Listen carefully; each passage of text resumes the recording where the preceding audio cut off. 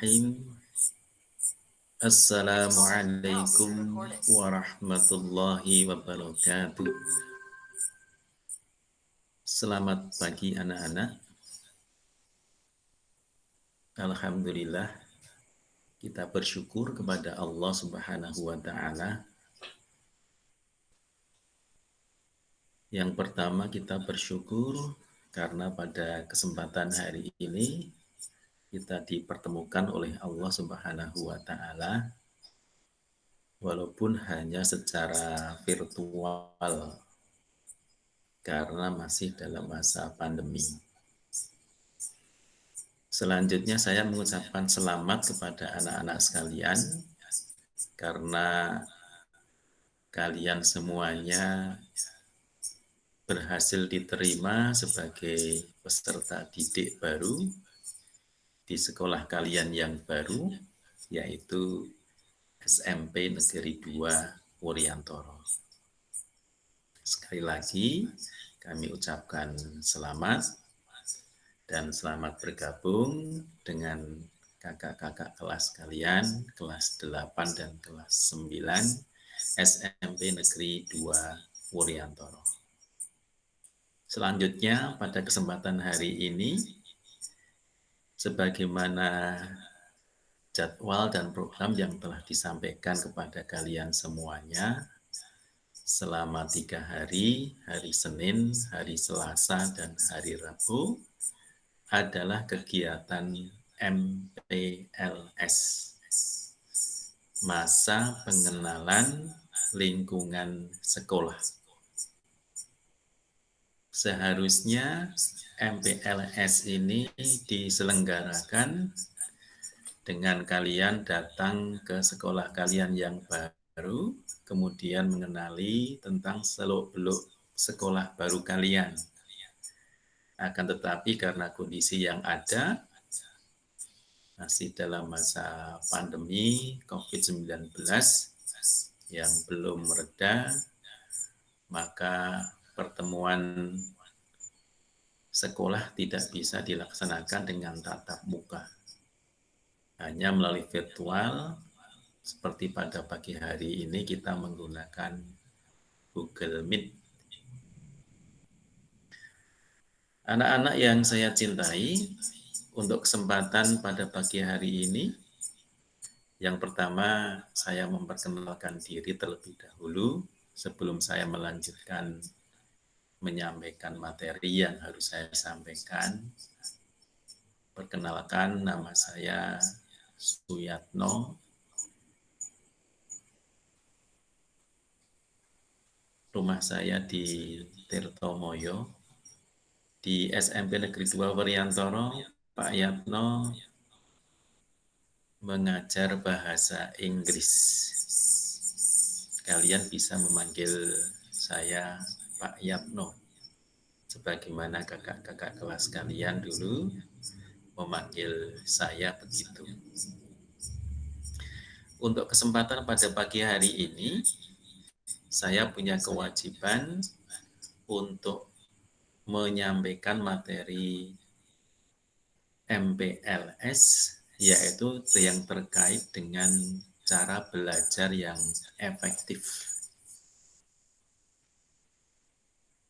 Kalian sudah kurang lebih 6 tahun melakukan kegiatan belajar di sekolah dasar, maka bukan hal yang baru bagi kalian semuanya tentang seluk-beluk belajar itu. Karena kalian berada di sekolah yang baru, di kelanjutan dari sekolah kalian, dulu di SD kalian kelas 1, 2, 3, 4, 5, 6, kemudian di SMP ini kalian akan belajar insya Allah lebih kurang 3 tahun lamanya, yaitu melanjutkan kelas 7, kelas 8, dan kelas 9.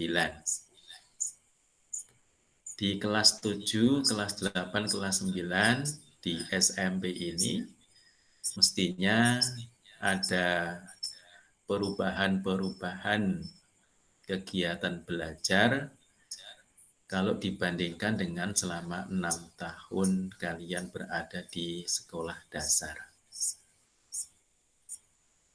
Agar kalian nanti belajarnya bisa lancar, selama 3 tahun itu, insya Allah di awal tahun pelajaran ini ketika kalian masuk, akan kami kenalkan sebuah materi MPLS, yaitu masa pengenalan lingkungan sekolah tentang cara belajar yang efektif.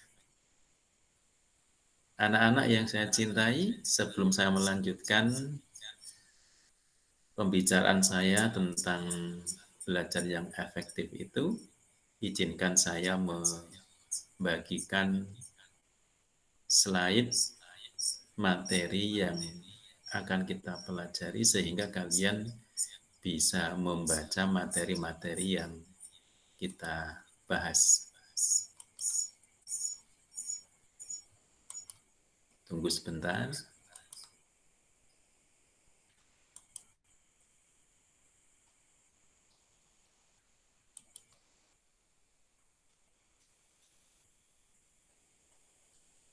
Baik, saya harapkan kalian sudah bisa melihat slide yang saya bagikan di layar komputer saya, dan insya Allah sampai ke layar komputer atau layar HP kalian. Judulnya bisa kalian baca di situ, 15 cara belajar efektif menurut psikologi. Ya. Insya Allah pembicaraan kita agak padat, ada 15 cara belajar yang efektif menurut psikologi. Ya. Pernah mendengar kata psikologi? Ya, psikologi itu adalah nama sebuah ilmu yang mempelajari tentang jiwa manusia. Kalau ada ilmu yang lain, misalnya ada ilmu anatomi, itu mempelajari tentang bagian-bagian tubuh manusia. Ada ilmu biologi yang mempelajari tentang seluk-beluk makhluk hidup. Ada ilmu fisika yang mempelajari tentang seluk-beluk makhluk mati. Ya. Nah, psikologi ini belajar tentang seluk-beluk jiwa manusia. Salah satunya adalah mempelajari bagaimana manusia itu belajar. Baik, kita lanjutkan ke slide berikutnya. Pengantarnya di sini ada sebuah poin penting yang perlu kita pahami, bahwa setiap manusia memiliki kewajiban untuk belajar. Sejak manusia itu dilahirkan oleh ibunya, sampai nanti meninggal dunia, maka dia akan selalu belajar dalam sepanjang kehidupannya. Sejak dilahirkan misalnya, seorang bayi itu langsung dihadapkan kepada sebuah kewajiban untuk belajar. Mulai dari belajar minum, ya, minum air susu ibunya, kemudian belajar makan, belajar berjalan, ya, juga belajar tentang bahasa, mulai dari mendengarkan bahasa yang dituturkan oleh orang-orang di sekitarnya, ya, terutama oleh ibunya, yang disebut sebagai bahasa ibu, ya. Kalau orang Jawa bahasa ibunya ya bahasa Jawa, kalau orang Inggris bahasa ibunya ya bahasa Inggris, dan seterusnya. Bahasa yang dikenal seorang manusia ketika dia lahir. Nah, begitu dia lahir, dia akan mendengar bahasa yang dituturkan oleh orang-orang di sekitarnya. Nah, sejak itu dia mulai belajar mendengarkan bahasa. Kemudian nanti mungkin dia akan terus belajar meningkat, menirukan apa yang dituturkan oleh orang sekitarnya. Kemudian belajar membaca, belajar menulis, dan seterusnya. dan belajar ilmu-ilmu yang bermanfaat bagi dirinya. Ya. Semua manusia akan mengalami yang demikian. Nah, bagaimana caranya agar kita itu belajarnya secara efektif atau berdaya guna? Insya Allah dalam kesempatan ini kita akan membahasnya bersama-sama. Dalam kesempatan ini saya menyampaikan ada 15 poin tentang bagaimana cara kita bisa belajar dengan efektif. Bagaimana caranya agar kita belajar bisa efektif atau berdaya guna? Yang pertama kita lihat di slide kita berikutnya ini. Yang pertama tipsnya adalah rasakanlah kebutuhan untuk belajar. Ya, jadi belajar itu merupakan sebuah kebutuhan, bukan karena keterpaksaan. Ya. Rasa kebutuhan untuk belajar ini akan membuat kita menjadi lebih bersungguh-sungguh di dalam belajar kita. Artinya kita akan belajar dengan senang hati, bukan karena terpaksa. Ya. Kesungguh-sungguhan ini akan membuat kita tidak hanya belajar ketika kita sedang moodnya senang saja, tetapi juga kita akan belajar di setiap waktu tanpa kita merasa berat.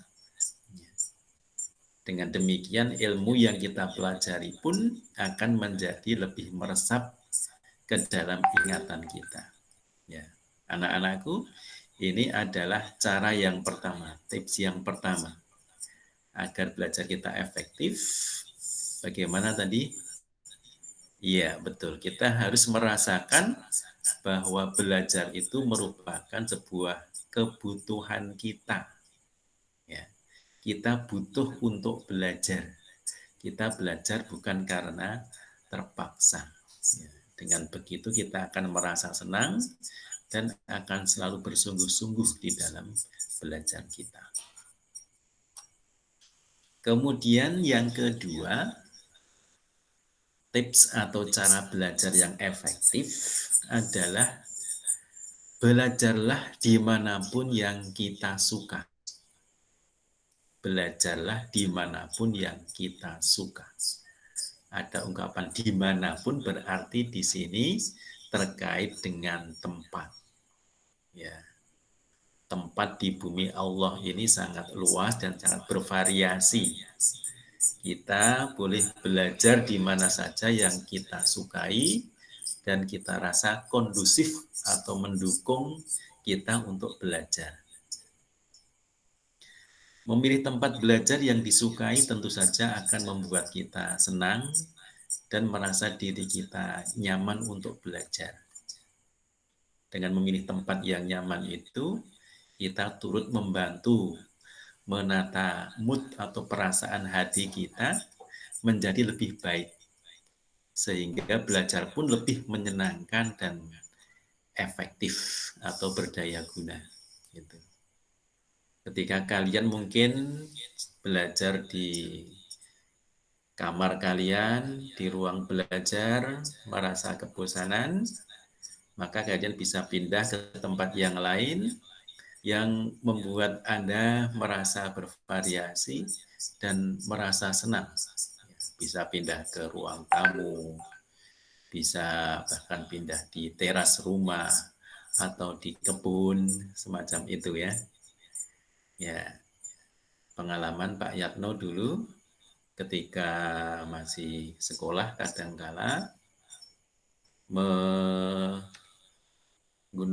tempat belajar itu di luar ruangan ya, sambil melakukan kegiatan yang rekreatif, misalnya mancing di sungai sambil menunggu pancingannya bisa digunakan waktunya untuk belajar dan seterusnya. Ya, ini adalah tips yang kedua agar belajar kita bisa menjadi lebih efektif. kita bisa belajar dimanapun tempatnya yang kita sukai. Kemudian yang ketiga adalah cicillah pelajaran sedikit demi sedikit. Ya, ini cara belajar yang ketiga, cicillah pelajaran kita sedikit demi sedikit. Ingat, ya, kalau di SD saja dulu kalian mempelajari banyak sekali mata pelajaran, dengan banyak sekali pokok bahasan, dengan banyak sekali tema, gitu ya. Demikian juga nanti kalian di kelas 7, kelas 8, kelas 9 akan mempelajari lebih kurang 11 mata pelajaran dengan berbagai pokok bahasan yang sangat banyak. Ya. Tipsnya tadi yang ketiga adalah kita harus mencicil pelajaran itu sedikit demi sedikit. Ya. Jangan sampai belajar terlalu banyak dalam satu waktu. Kalau istilahnya dulu, Bapak Ibu guru itu memberikan istilah belajar wayangan. Gitu. Artinya ketika besok ada ulangan, kemudian kita belajar semalam suntuk. Ya, seperti wayang itu pertunjukannya kan semalam suntuk dari awal malam sampai pagi gitu ya. Belajar dengan sistem kebut semalam atau yang istilah Jawanya tadi wayangan tadi hanya akan menimbulkan tekanan secara psikologis ya, sehingga ilmu pun akan sulit untuk diserap dengan baik gitu ya. Karena merasa materinya begitu banyak, waktunya sangat terbatas, maka kita tidak mungkin belajar dengan nyaman gitu. Sehingga secara psikologis kita tertekan, maka hasilnya pun tidak akan maksimal. Akan lebih baik kalau kita belajarnya mencicil ya, pelajaran sedikit demi sedikit kita pelajari setiap hari gitu. Mungkin 30 menit sampai 60 menit setiap hari itu lebih bagus daripada kita belajar seharian penuh berjam-jam tapi kemudian nanti berhari-hari tidak belajar lagi. Ya. Ada baiknya kalau kita mengulang pelajaran yang diberikan oleh Bapak dan Ibu guru itu setiap hari. Jadi frekuensinya sering, tetapi durasinya atau lamanya itu dikurangi. Itu jauh lebih baik daripada melakukan belajar yang jangka panjang, tetapi kemudian tidak belajar dalam waktu yang lama. Ya, ini tips yang ketiga, yaitu cicillah pelajaran sedikit demi sedikit. Baik, kita lanjutkan dengan yang keempat. Ya. Bagaimana kita belajar dengan efektif? Yaitu bagilah waktu belajar kalian. Ya, bagilah waktu belajar kalian. Ada baiknya kita membuat jadwal belajar dan target untuk menentukan kapan kita harus menguasai materi tersebut. Kalau di sekolah tentu saja jadwal itu sudah dibagi oleh sekolah ya, oleh Bapak Ibu guru bagian kurikulum ya. Demikian juga ketika kalian di rumah, alangkah akan lebih bagus, lebih efektif belajar kalian jika juga kalian jadwal belajarnya menyesuaikan dengan jadwal pelajaran yang ada di sekolah. Ya. Artinya ketika kalian sudah belajar di sekolah, mata pelajaran dan materi tertentu, kemudian nanti sepulang sekolah di rumah bisa mempelajarinya kembali sedikit demi sedikit. Ya. Dan juga ketika ada jadwal besok, maka pada malam harinya kalian bisa mempelajarinya sebagian demi sebagian ya. Yang tadi istilahnya adalah dicicil ya pada tips yang ketiga tadi ya. Ya, tips yang keempat ini adalah kita harus pandai-pandai membagi waktu belajar kita dengan jadwal. Ya. Dengan adanya jadwal dan kemampuan kita membagi waktu belajar itu, maka kegiatan belajar kita akan lebih tertata rapi, ya, sesuai dengan harapan kita untuk bisa berhasil dalam belajar kita. Ya. Selanjutnya yang kelima, apa anak-anak? Baik, kalian bisa membaca di situ. Tips yang kelima, agar belajar kita bisa efektif adalah kita dianjurkan untuk berdiskusi.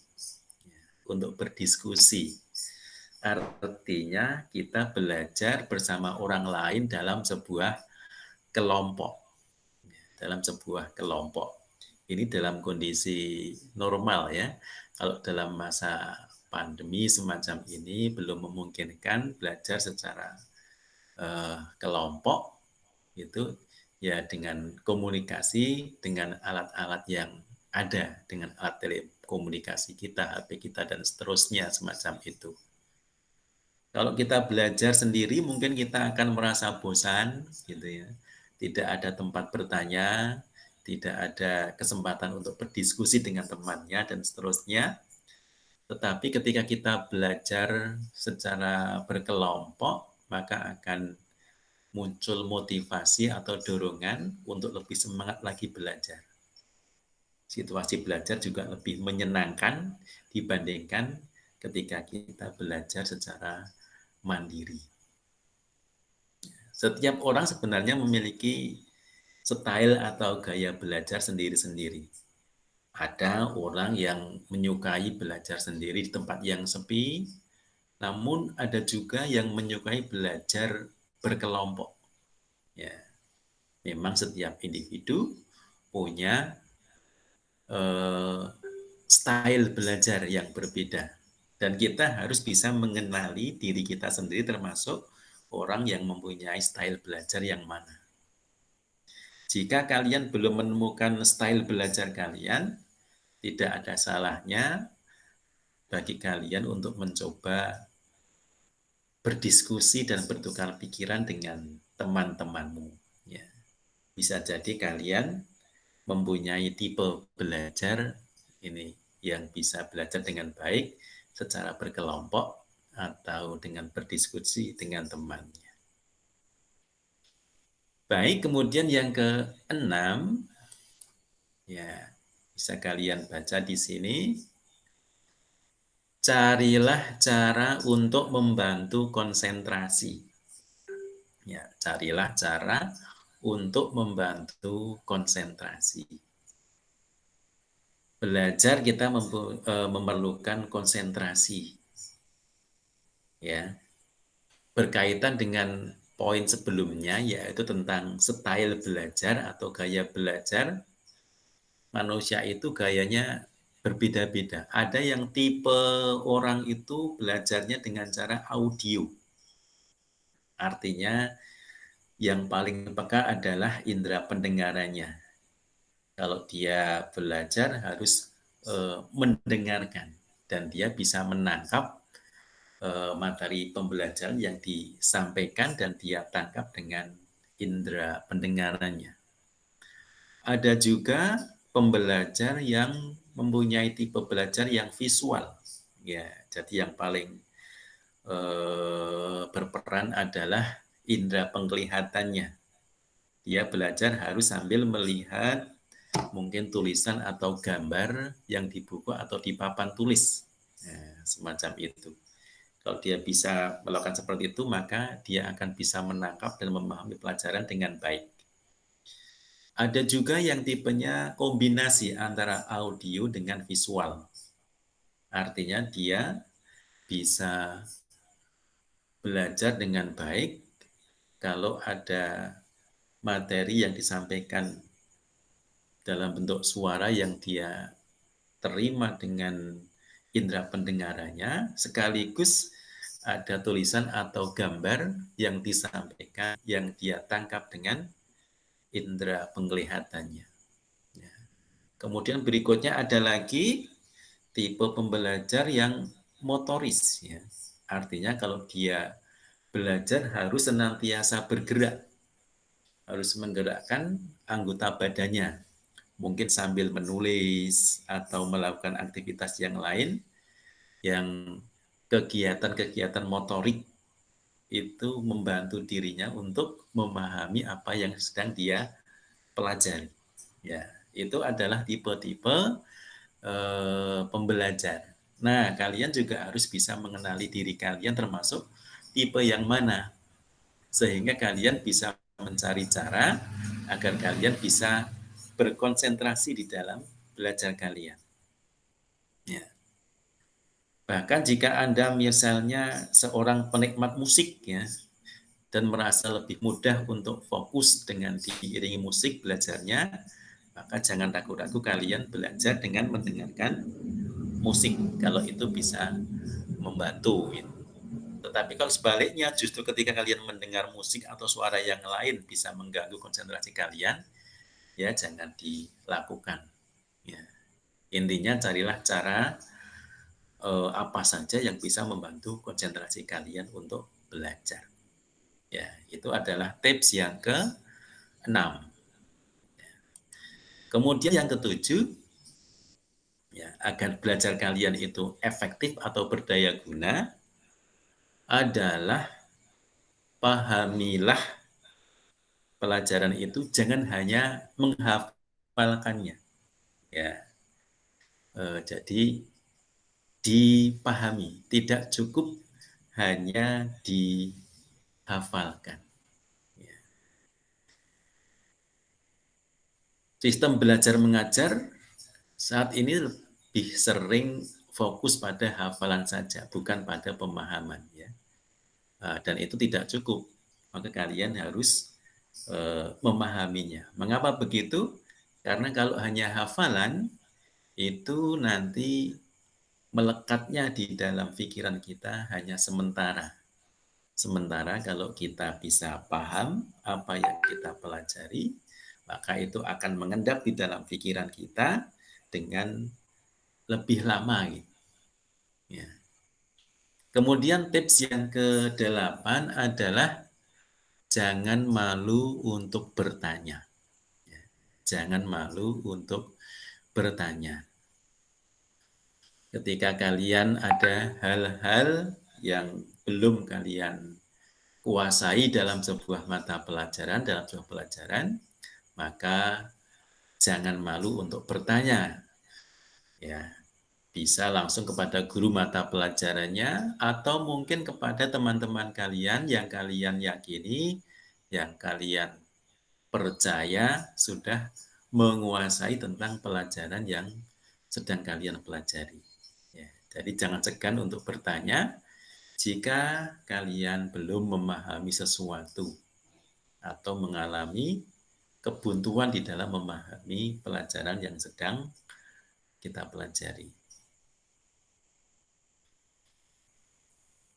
Selanjutnya yang ke-9, cobalah terus ya, meski kadang mengalami kegagalan.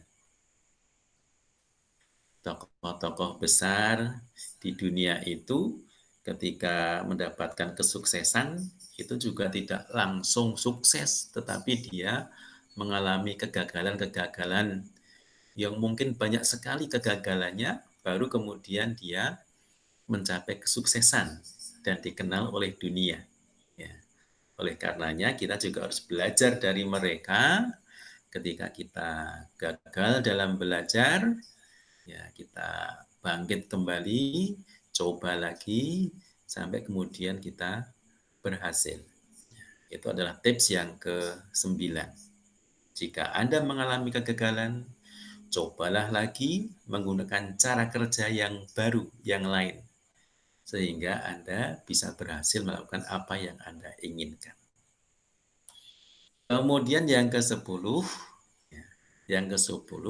sukailah mata pelajaran. Sukailah mata pelajaran. Seluruh mata pelajaran yang ada ya, di sekolah menengah pertama kalian nanti akan mempelajari 11 mata pelajaran itu. Diusahakan ke-11-11-nya semuanya disukai. Jangan ada mata pelajaran yang dianaktirikan atau ada mata pelajaran tertentu yang dianggap sebagai sebuah momok yang menakutkan. Nah, karena ketika kita sudah menganggap sebuah mata pelajaran menjadi anaktiri atau dianggap tidak penting, atau mata pelajaran tertentu dianggap sebagai sesuatu yang menakutkan atau momok, maka kita akan terhambat di dalam mempelajari mata pelajaran tersebut. Ya, maka menyukai mata pelajaran adalah sebuah hal yang harus kita lakukan agar kita bisa menyerap ilmu mata pelajaran itu dengan efektif dan secara optimal. Anak-anak, yang ke-11 tips dari belajar yang efektif adalah manfaatkanlah fasilitas yang ada. Manfaatkanlah fasilitas yang ada. Ya, sekarang ini zaman modern, banyak sumber belajar, banyak fasilitas belajar yang bisa kita manfaatkan.